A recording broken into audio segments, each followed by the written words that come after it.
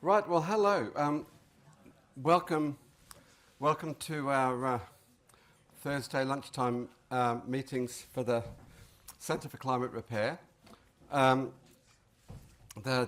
free pizza is quite a nice idea because generally I miss out on lunch unless there's... So it's a very selfish gesture on my part.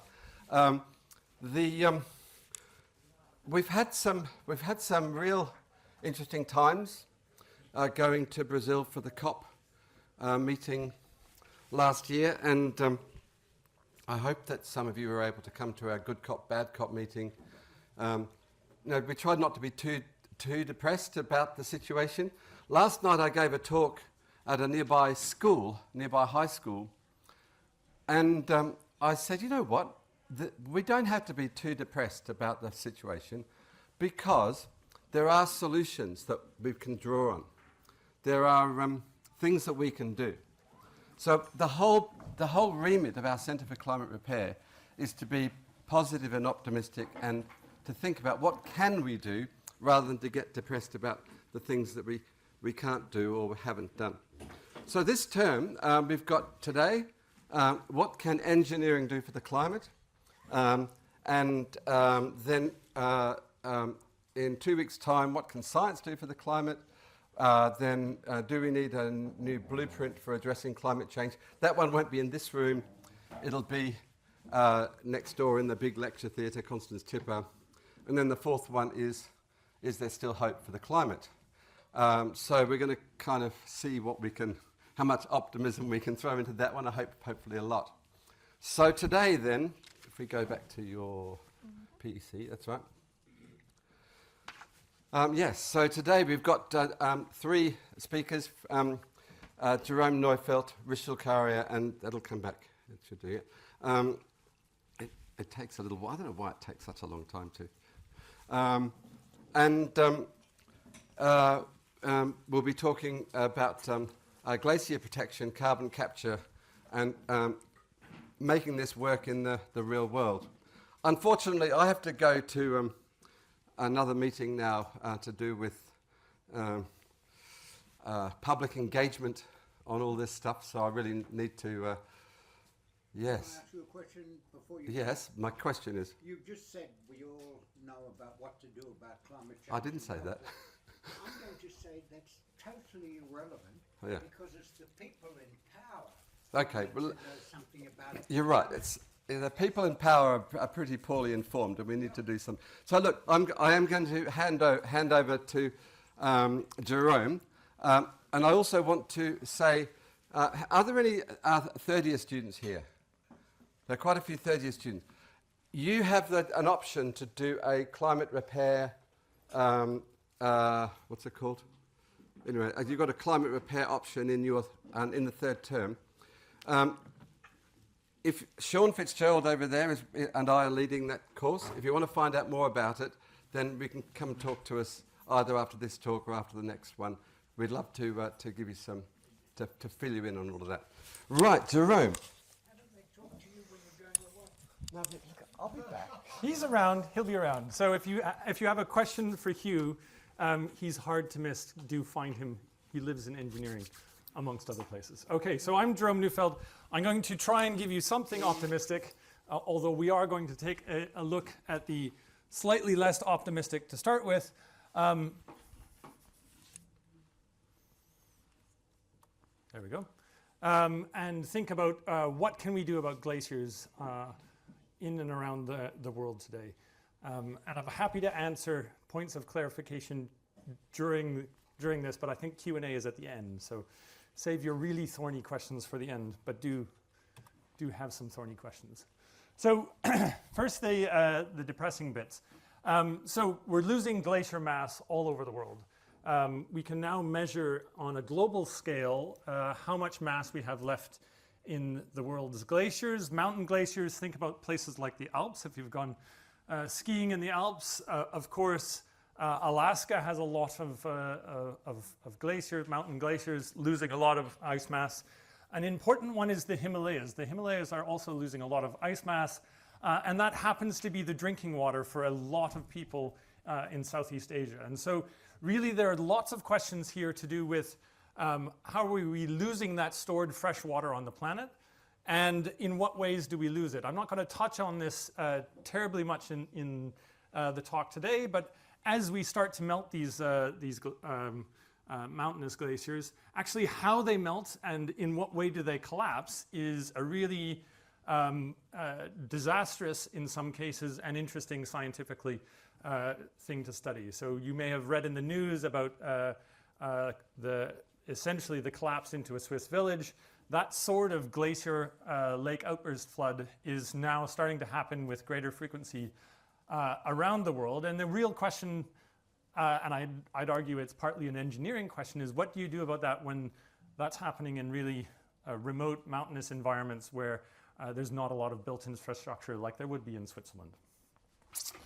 Okay, so that's glaciers, but we might want to think about the world's large ice sheets. And so if we look at sea level rise, which is the graph on the left, most of sea level rise, or the predominant source of sea level rise at the moment, is through thermal expansion. So we're warming the planet, and as we warm the planet, we warm the oceans. As things heat up, they expand, so the oceans are expanding. But we're also adding mass into the world's oceans by eroding away the stored mass of water in the world's ice sheets.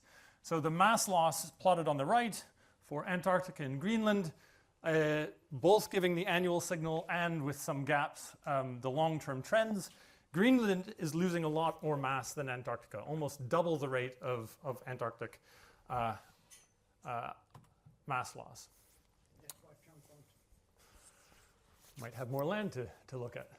So let's look at Antarctica to start with. So why is Antarctica losing mass, and how might we worry about it? So let me give you a bit of context to start with. So we now have all sorts of interesting pieces of data from Antarctica that we can look at to try and understand how Antarctica is losing mass. So if we look on the top right, that's the ice speed. And the ice speed is, broadly speaking, slow in the middle, fast on the edges, except for these two really large, very fast ice shelves. And those ice shelves rim much of Antarctica, but particularly the Filchner-Ronne and the Ross ice shelves. If we look at the bottom of the ice, right, this is the bed topography of Antarctica. This is what the ice is sitting on. What you find is that eastern Antarctica, that's everything to the top right, is pretty much above sea level.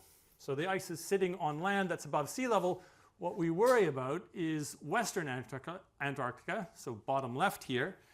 That is predominantly sitting on land which is below sea level. And so if you've been reading about the expedition to Thwaites recently in the BBC or in the New York Times or many news outlets, Thwaites is around here. The reason why that's interesting is not just because there's large outlet glaciers at Thwaites, but because the bedrock inland from where they're currently making measurements and studying is deeper than sea level. And so the ice is sitting on bedrock which is below sea level. You can see that in this image of the ice thickness, which is really reflecting thick ice, but thick ice sitting on really deep sea level. And so the reason that's worrying is that if we go and measure the mass loss or mass gain, so loss in red, gain in blue, around Antarctica, what we find is that Antarctica is predominantly not losing a huge amount of mass. There's your positive spin in eastern Antarctica, at least yet. But it is starting to lose a lot of mass in western Antarctica. We measure this by looking at gravity anomalies over time. And so these are fairly robust estimates of how much mass is being lost off the Antarctic ice sheet. That's exactly where the grounding line gets deeper as you go further in. And so in Antarctica, the story really is about the ocean's influence on the ice. And so at the moment, I'd say this is perhaps best seen as a correlation. But if we look at the ocean temperature at about 200 meters water depth, what we find is that the ocean is warm right here off of western Antarctica, getting in underneath those ice shelves, getting right into the grounding line, and lubricating, melting and lubricating the flow so that you get this enhanced export of ice in western Antarctica. So it's warm, salty ocean water getting into that part of Western Antarctica, which is really the danger. So if you're thinking, how do we actually start to address this question? It's a question about how do we start to understand the influx of that warm, salty water and what might we do about it, right? And of course, in the rest of Antarctica, much of that is underpinned by relatively colder water. Now, you might be asking, what's the compare and contrast? And so we can look at Greenland. Here's the sort of story for Greenland. If I show you a similar kind of set of pictures, if you fly over Greenland, that's the sort of topography of the Greenland ice sheet that you see. So to sort of blur your image for a second, it's thick in the middle and it's rimmed by land. So Greenland is mostly land terminating. Of course, it has lots of outlet glaciers in fjords. There's an interesting story here, which is that Greenland is sitting, of course, on the land. And of course, you've got 3 kilometers of ice sitting on land. That's a very big mass.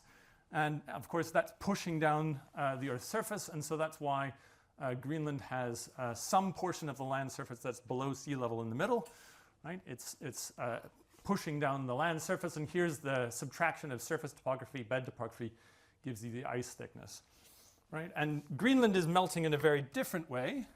So if we look at the velocity signature for Greenland, again, slow in the middle, fast on the edge, but now the gravity anomaly tells us that Greenland is losing mass basically all the way around the edge. And so the physics of how Greenland is losing its mass is very different to Antarctica. You can barely see it, but if you fly over Greenland in the summer, as I do with the family when we go back to Canada, you can see a whole bunch of these very beautiful emerald blue lakes on the surface of the Greenland ice sheet in the summer. Of course, you're flying over the southern tip. And that's because there's a whole region of surface melting in Greenland. And so Greenland is really a story about surface melting. You get these surface ponds, these surface lakes, these surface rivers, and they flow across the surface of the Greenland ice sheet. And occasionally they drain to the bottom, right? And so this is drainage of one of those superglacial streams or rivers through what's called a moulin, and that water is now flowing to the base of the Greenland ice sheet. So there's sort of 2 ways that Greenland is losing ice mass. One is melting from the surface, which then flows out to the ocean as water. But as it flows out to the ocean as water, it's flowing underneath the subglacial environment between the ice and the bedrock, or between the ice and the subglacial till, and that water is lubricating the flow of the ice. And so here you get 3 transects through the Russell Glacier in Greenland. This is the lower, so near the ice edge, all the way up to the upper, higher up on the glacier. And what you can see in 2 different plots, so in the colored plot, you get the essentially the runoff. That's the amount of solar radiation melting the ice, causing meltwater. And you can see that melting progressing inland to higher elevations as the melt season progresses. This is the days since the start of the melt season on the horizontal axis. But the interesting thing is that you can also see that the sliding speed, that's these red and blue lines, also increases and then decays away. So that's an indication that this water that's melting on the surface is getting to the bottom of the Greenland ice sheet, and it's lubricating the flow and it's speeding up. Now here's an interesting puzzle. We find that pretty uniformly around Greenland, as the melt season starts, as you start producing meltwater, the ice sheet speeds up. That makes a lot of sense. As the melt season progresses, and it's most evident here on the lower, right? As the melt season progresses, here we are at day 60, your sort of peak of the melt season, and already the velocity is going down. How could that be? You're adding more water. You should be lubricating the ice sheet more rapidly. And so what we think is happening at the base of the ice sheet is that as you add more water, that water is channelizing into its own streams and rivers underneath the ice sheet, which more effectively drain the water to the ocean. So at the beginning of the melt season, you add a little bit of water, it lubricates the ice. As you proceed through the melt season, you form this new system of rivers at the base of the ice, which drain off the water from the previous bit of the melt season. So that gives you another sense. There's another part of this system, which if we understand correctly, maybe we can nudge in helpful ways. Okay, so with that as sort of background to Greenland and Antarctica, I want to think about one way that we might as it were, step in and nudge this system in a helpful way. And I should say that I view this as a way to try and understand the glacier ocean system, right? Part of the question is, could you possibly reach in and nudge it in a meaningful way? And then the other part of that question is, should you? You need to study it so you know whether this is a clever idea you should try or a really stupid idea you should never try. And so that's part of the exercise of what we're doing here. So here's the broad story. So if we think about one of these outlet glaciers in Greenland, or to much larger scale at Thwaites Glacier in Antarctica, here's the ice flowing into the ocean. That ice is abutting against an ocean which is both warm and salty, right? Warm water tends to melt ice. Salty water tends to dissolve ice. Both of those things produce fresh water, and so at the terminus, at this ice edge, characteristically, you have a melt rate which is determined by how fast you mix warm, salty water all the way to the edge of the ice. And that fresh water rises as a plume and mixes with the rest of the fjord. So that mixing process here with the fjord water, with the ocean water, and that plume is really quite central. So let's now think about some of the ways we might intervene with a glacier, given what I've already told you. So we have ice, which is starting off thick in the middle of the land. It's flowing out towards the ocean. And I'm showing you a compilation of ideas from John Moore, published in Nature in 2018. So here are some ideas that have been thrown out there in various ways. So one, you could put a barrier that basically provides a physical backstop, something that the ice has to flow past, right? That's going to provide a force back on the ice. Just as an aside, that can be 3 kilometers in depth, certainly in the center of Greenland or Antarctica. It's a huge force. So the engineering challenge associated with making something that it could actually push against and not simply break is enormous. You could also try and engineer or enhance or in some way modify the subglacial water system that I just told you about in Greenland. Right? If you removed that water or you had it evacuate to the ocean more efficiently, maybe you could stick the ice down onto the bed, and therefore it would feel the traction from the Earth's surface more firmly, and you reduce the flow rate. Right? And a third way, which people have certainly proposed, is to build a barrier or a curtain or a sill that keeps the warm, salty ocean from getting up to the ice edge so that it can't melt it, can't lubricate it, can't enhance it flowing out towards the ocean. Now, I've told you that the barrier is hard because the forces involved are huge. Nobody's really thought about tunnels in anger, although I think that's an interesting one to explore. Curtains, you have this issue that you've got lots of icebergs heading through, and you really don't want to disturb the ecology. So, what might we do instead of curtains? So one of the ideas that we've been playing around with recently, and I'll just introduce this, be happy to have discussions with people afterwards, is instead of a physical barrier, let's use a fluid barrier. So what I'm showing you here is, and I apologize that I haven't put the company on, is a company which essentially makes bubble plumes in shipping locks. Right? So think about a shipping lock. This is think about like the cam. The cam flows all the way out through the ooze, etc., all the way to the North Sea. Right? The North Sea is salty, and so at some point there's a mixing problem between the North Sea and the cam. And the same is true for example, shipping locks, where you want ships to be able to come in, and the Dutch have done this in quite a few locations. And so you'd like ships to be able to drive their way through without the salt water intruding into the land. And one way to do that is to introduce a bubble curtain. And so literally just a pipe that's perforated at the bottom releases bubbles into the water column, and that bubble curtain helps to reduce, not stop, but reduce the mixing between the two water masses. And in essence, it's doing the following. So here you have the salty ocean on one side, you have brackish or fresher water on the other side. You have a bubble plume which is going up from air spargers, kind of like these ones, right? And that bubble plume introduces the momentum jet right in the middle.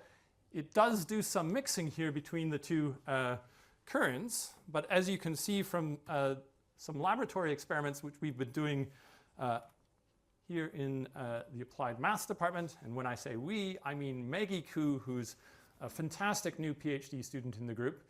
She's been doing a set of experiments where on the top we just have salt water and fresh water and a lock exchange gate. You pull up the gate and you watch the two fluids exchange. That's a problem that Herbert Huppert, amongst others, have studied quite extensively. And on the bottom we have an air sparger which produces a bubble curtain, and that bubble curtain disrupts that gravity current exchange of two currents. And so while there's still a flux of salt water coming through, it's much, much lower than the previous flux. And so here's a non-physical way to put a barrier between the salt water and fresh water by introducing a plume of bubbles into the water column. And the questions we want to ask are, is it effective? Does it actually reduce the melt rate? Or does it really stir up and mix the water column in the fjord? How would it affect the ecology in a fjord? All those sorts of questions. And I think there's lots of interesting science to be done, which Maggie is, as it were, embarking on now and really plugging through a whole bunch of experiments to try and tease apart which are the important physical effects. So I'm going to leave it there. That's, as it were, an example of the kind of things we'd like to think about in terms of, are there simple ways that we could reach in and in a non-destructive way nudge this system on a more helpful trajectory, as it were. All right?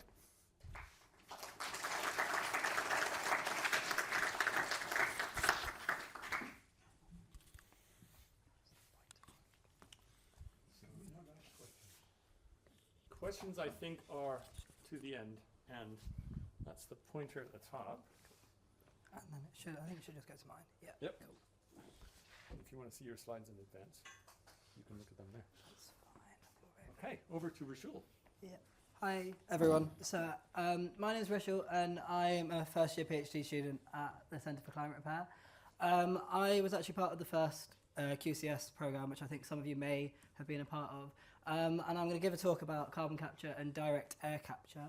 I just wanted, before I start and preface this, as it says on our slogan, reduce, remove, refreeze, before any of this comes into effect, I think the most important thing to kind of focus on is we need to reduce greenhouse gases before we can focus on any of this stuff. This then falls under the second name, which is remove. So I want to preface that before I then start talking about removing the greenhouse gases from the atmosphere. So when I say carbon capture, it's important to kind of define what I'm actually talking about. So here I have this diagram. Okay, yeah. So we see top left that the CO2 comes out of these oil plants. And this kind of idea was first founded in the 70s, I think, where you kind of take the CO2 out of these oil, gas, fossil fuel producing power plants, and then you put it into the system, which then kind of extracts it and then pushes it back down into the ground, where with technology, which I don't need to go into just now, is injected into the soil and then kind of stays there. And that has been proven to stay in the ground for a very, very long time. And the blue arrows you can see here are kind of the byproducts of that reaction, which are nitrogen and oxygen. So those are safe to produce back into the atmosphere. And where you see the yellow coming down into the CO2 at the bottom, that's the bit that is a big focus for carbon capture projects more recently, and is known as carbon capture storage, where you're storing it underground.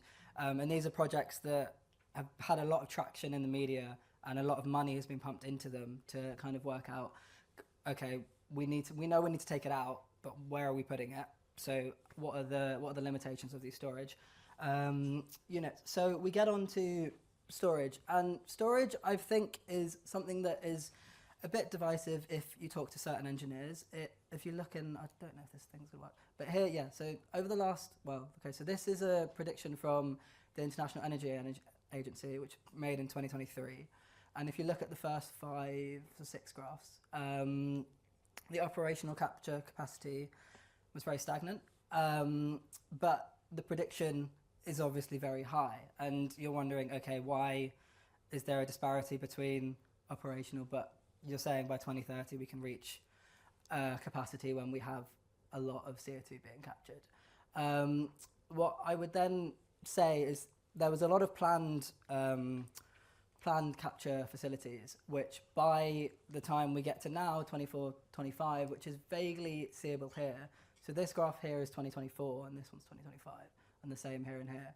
You've got there is a marked increase in the actual facilities produced, which you don't see in this graph, and especially this one. So this is number of facilities, and they're increasing massively. And the number of active, so operation facilities here, between 2020 and 2025 has increased 50 to 77, which is obviously not a lot, but it fits in here as an actual increase, which lines up with the prediction, which I think shows the progress and shows why our government have they've pledged to spend 20 billion on this stuff in the next 25 years, because there is progress in the research, there's progress, and there's a distinct factor that we will get up to this aim here if we get enough storage and we continue on the trends that we are doing, which is promising. So that's a positive, and I think that is kind of where the carbon is going to go if we get it out the atmosphere.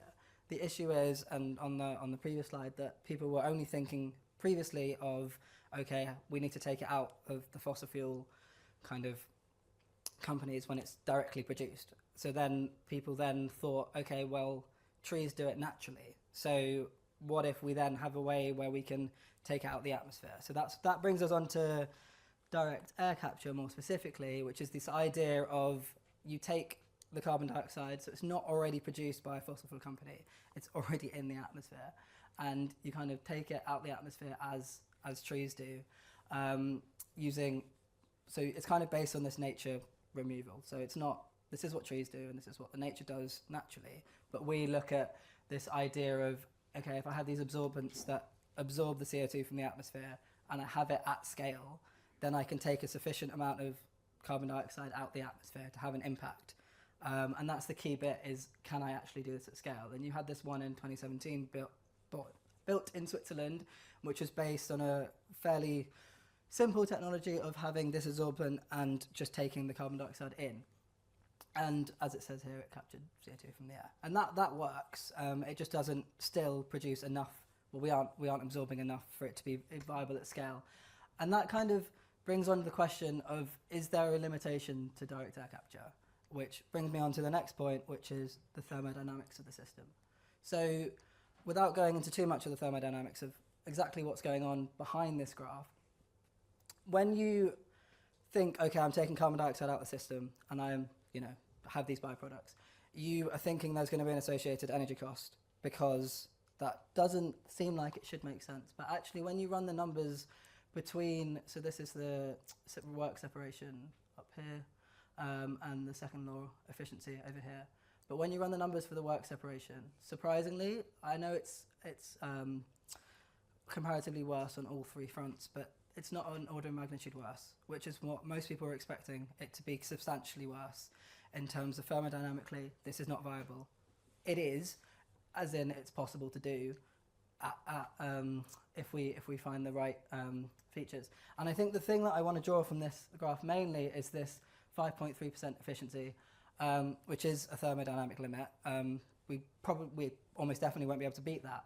But the thing to focus on here is, okay, so we have this efficiency, but if we can make a direct air capture system that works cheaply and effectively with this efficiency imposed, then it's going to be effective at scale and being able to scale up. And that's where renewables come in, where reduction come in, because you have this idea that you can run it with renewables then where the energy is quote unquote free, where the grid's producing too much energy, then you can use the energy for a free energy cost. And if you're using it, even if the system is really, really bad efficiency, if it's really cheap and the energy produced and the carbon dioxide taken out is cost effective, and that's the most important thing for when considering these processes. Are people actually going to implement it? And at the end of the day, that comes down to money. And if it's monetarily good for governments and other organisations to implement it, they will. And that's kind of brings me finally on to my own research, which is this process which I'm specifically looking at, which is a combination between engineering and chemistry, where we're looking at this system, which is very very, very cheap to make. It just involves a carbon electrode and a separator in the middle. So it's sort of like a catalyst, not a catalyst, sort of like just this system here, which is very, very simple, and many of you will have seen it before, where you've got electrode, electrolyte, electrode. And this is the idea of this is, okay, can we scale the system? And if we can scale the system, it will be really, really cheap, and it will sufficiently fit all the goals we have. And there's a lot of chemistry going on here, but simply it uses this very basic equation to produce these byproducts. And then the carbon dioxide is able to be drawn in from this gas chamber into here.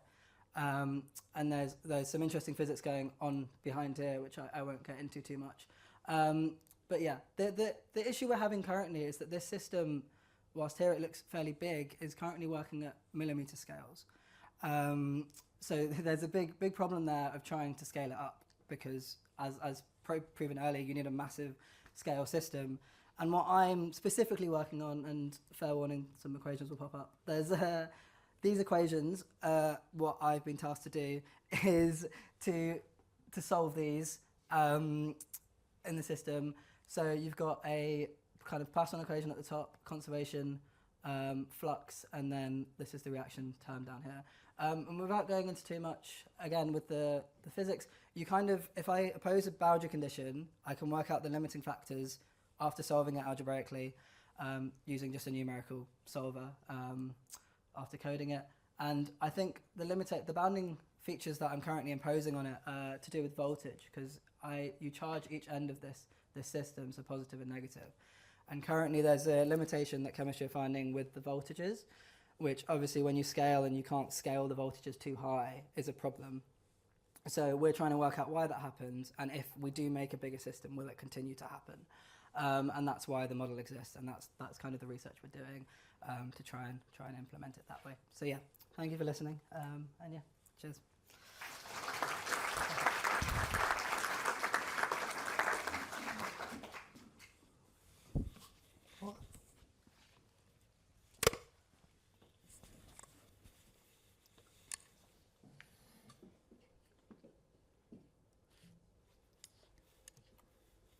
Hi everyone, I'm Zeynep Clulow. Thank you for the invite. So I was asked to talk about what engineering can do for climate change, but I'm not an engineer. I'm not a natural scientist either. I'm a social scientist. So my first reaction to the question was slight panic, and what can I say as a social scientist that would speak to this question? And I thought about the work that I've been involved in over the last few years, and a lot of my work looks at stakeholder attitudes towards climate technology. And you don't have to look very far to start seeing lots of examples of cases where very clever technologies or engineering solutions to climate change have come up but haven't actually been deployed or haven't been upscaled at the required level. And this is not always a problem of design or engineering, right? Sometimes it's a problem of attitudes, of how the technologies are perceived by end users or by important stakeholders.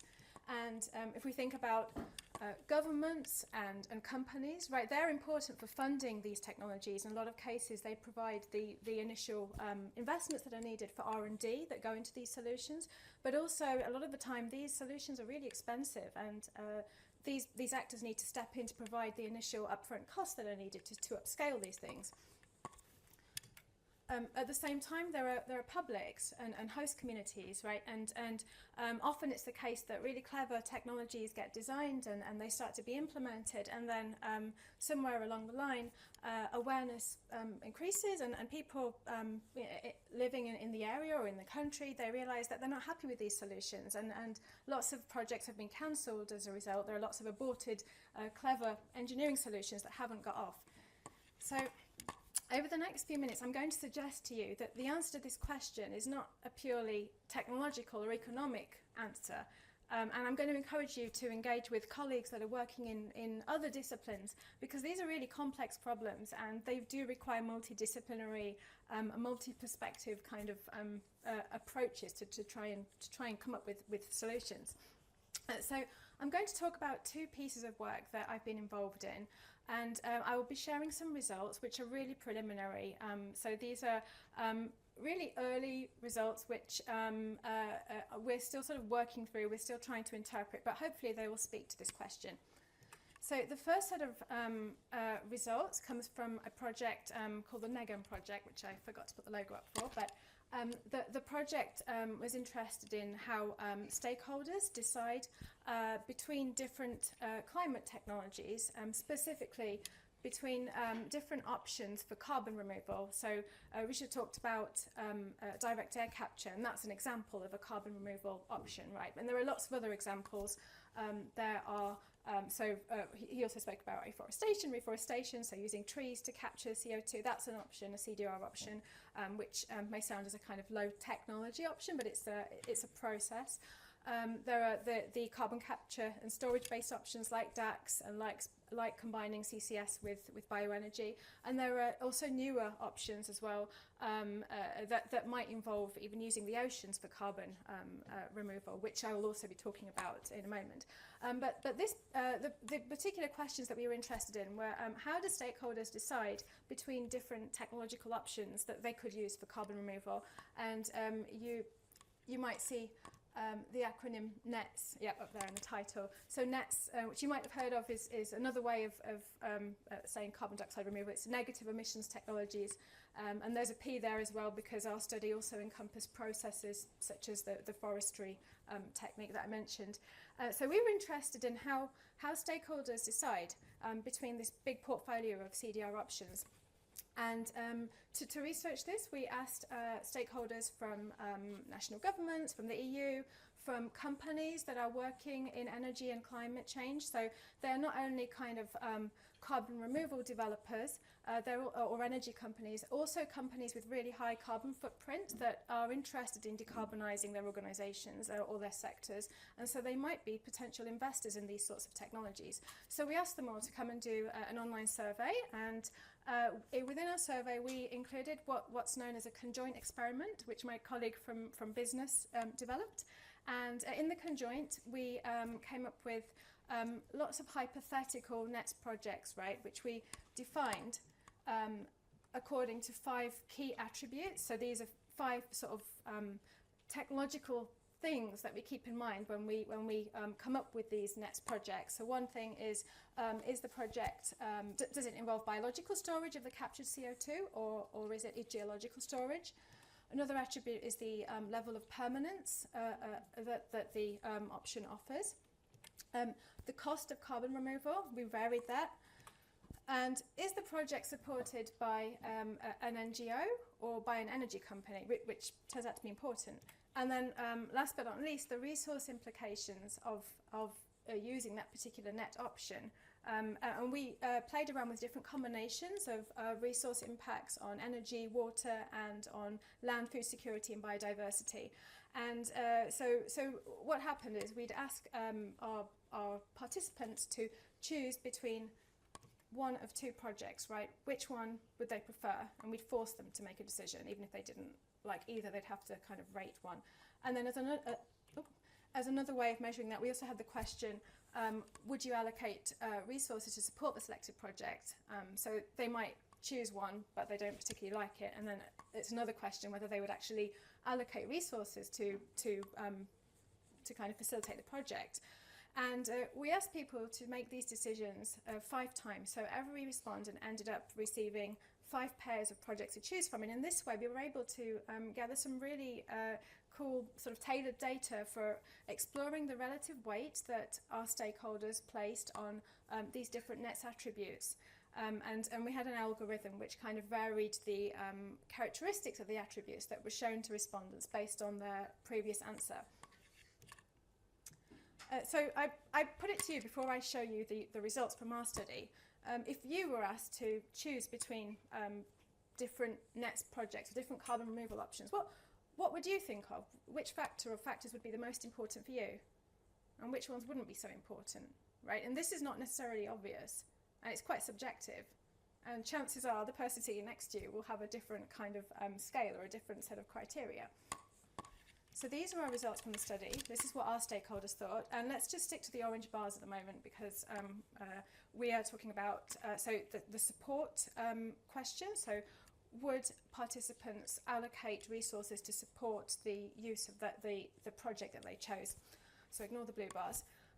So what stands out is that the resource on the far right, the resource impacts, that's the tallest bar, that's telling us that that's the most important thing for stakeholders, the resource impacts. And that's closely followed by cost and permanence as well, right?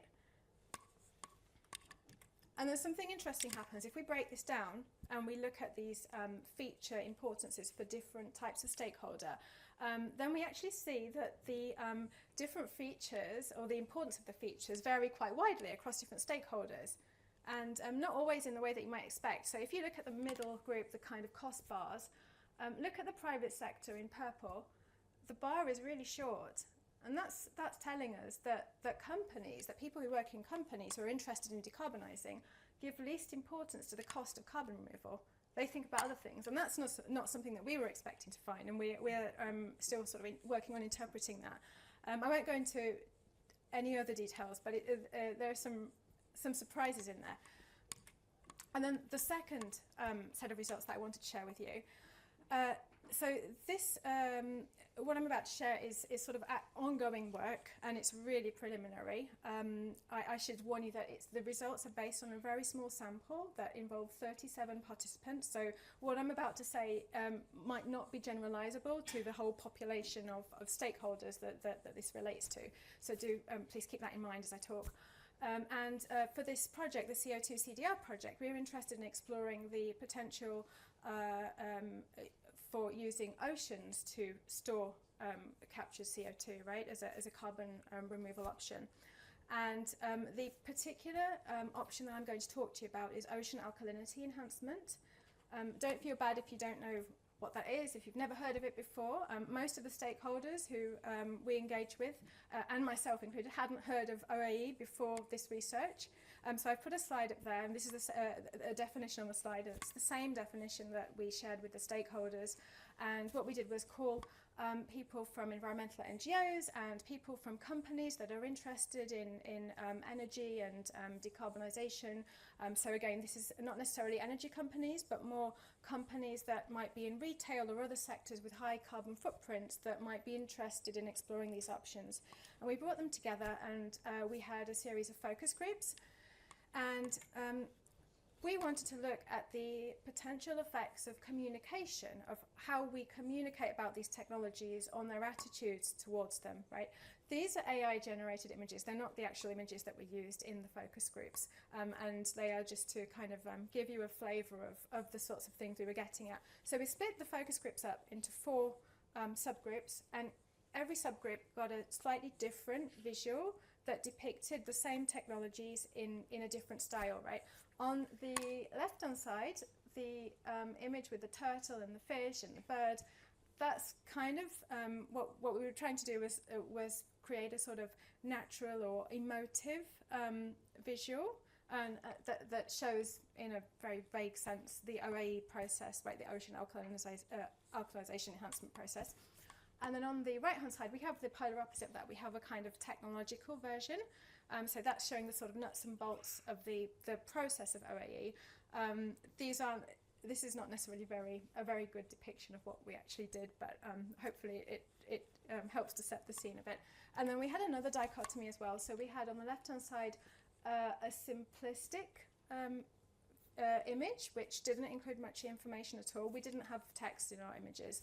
And our simplistic image was more sort of iconic. It was quite abstract.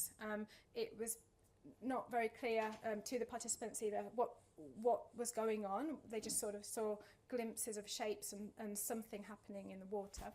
And then on the right-hand side, we have the opposite. We have a very detailed image, which our version included also chemical formulae and a lot more sub-stages as well. So that was kind of playing around to see the potential impact of showing more or less information about these options. All right, and these are some, so I'm going to show you a couple of figures that summarise our results so far. So let's just focus on the blue bars, on the OAE bars. and some interesting things. So so we have the frames, the images, the styles that I just showed you along the x-axis, right?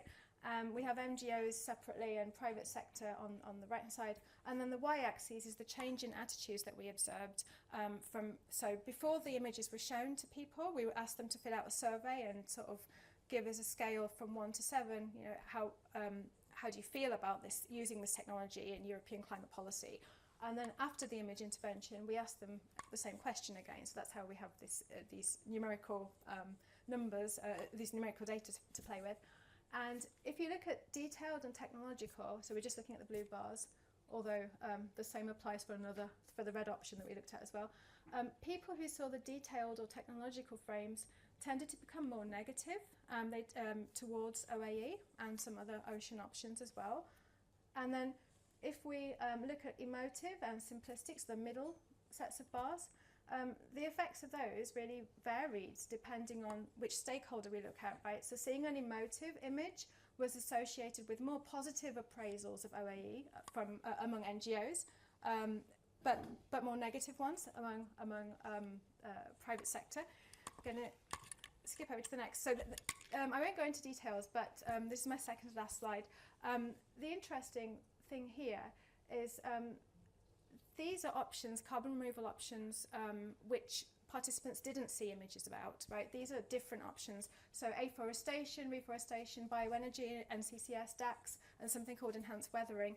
And what we found was seeing images about ocean-based carbon removal was associated with changing attitudes towards other CDR options, which was interesting. It's suggesting to us that images about one or two technologies might affect how stakeholders feel about other technologies or options which might be seen as alternatives, maybe. So I want to end with two kind of reflections.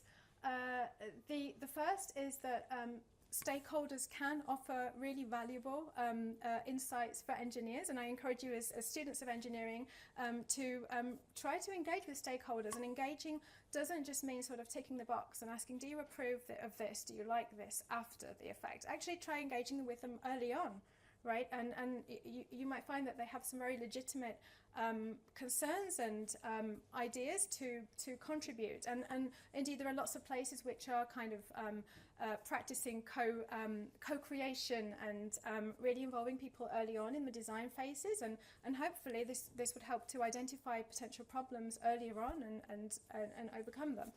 And lastly, this speaks to the second set of results, right? Communication seems to be important. We are all people who are working in the energy and climate space, and the words that we use and the images that we choose seem to matter. So this brings with it a kind of responsibility. We should be careful in the choices that we make on how to communicate about these options. And I think the best thing to do here is to choose communication techniques that will help exchange diverse views, right, and not prioritize a single set or subset of technologies, but actually help to move the debate forward. Thank you.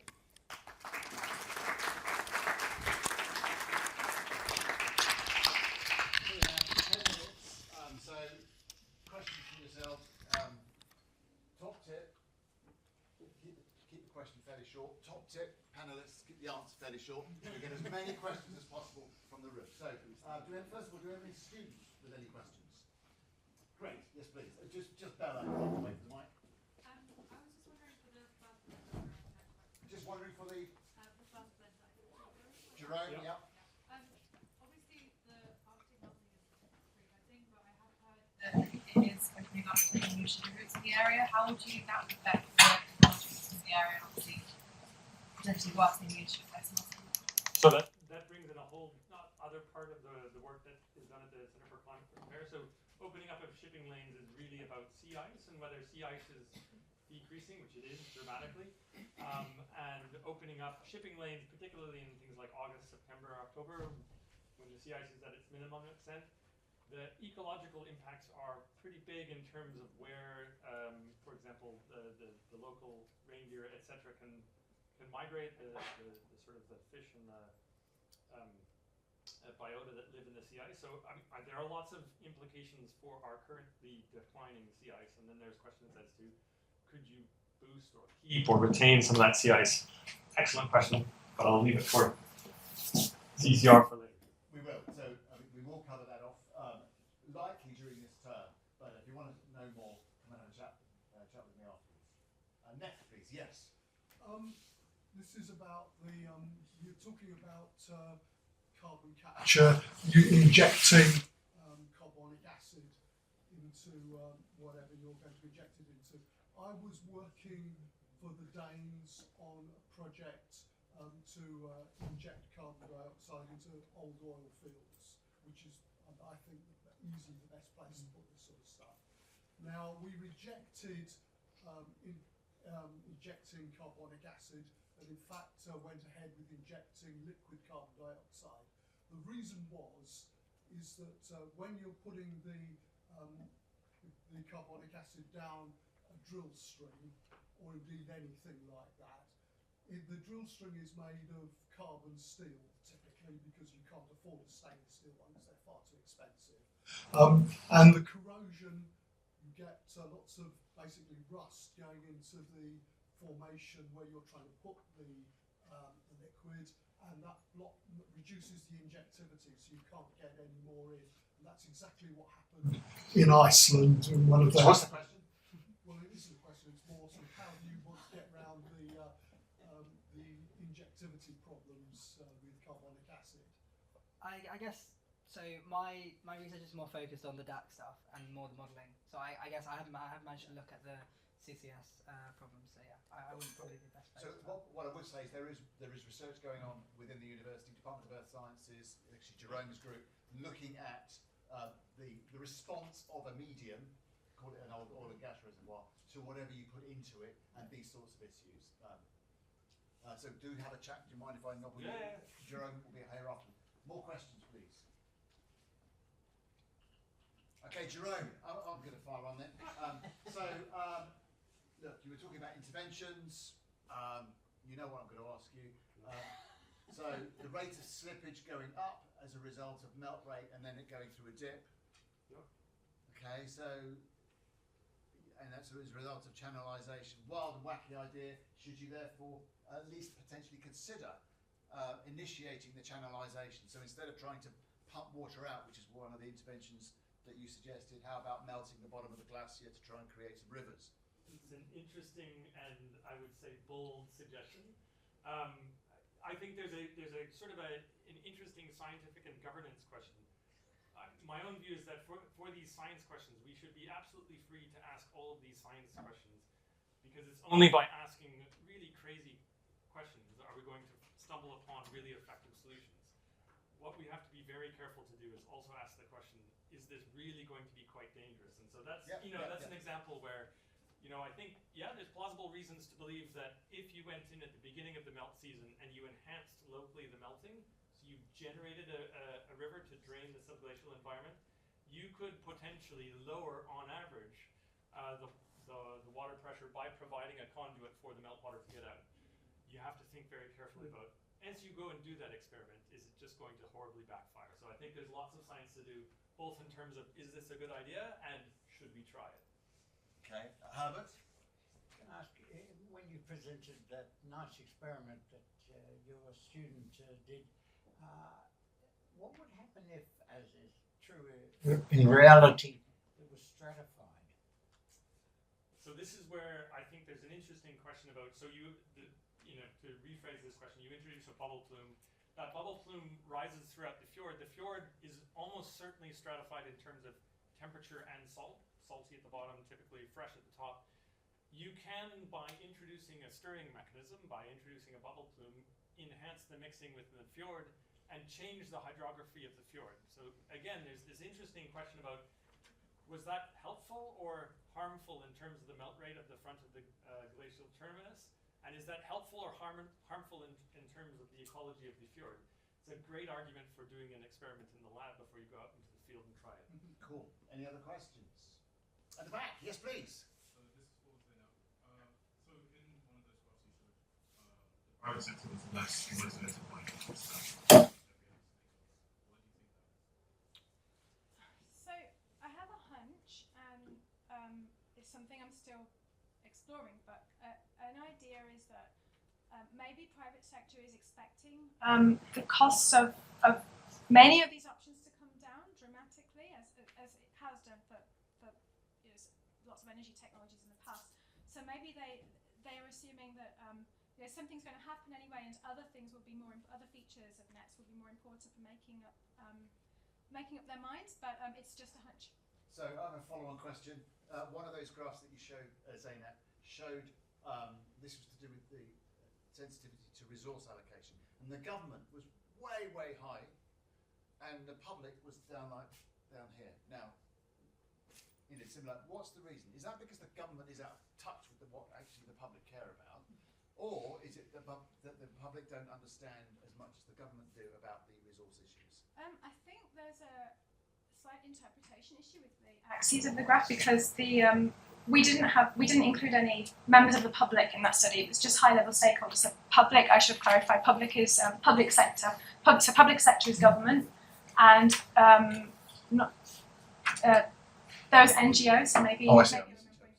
Maybe something got mixed up. Yeah. Great. I'm mindful of time because I think there's something coming in very shortly after.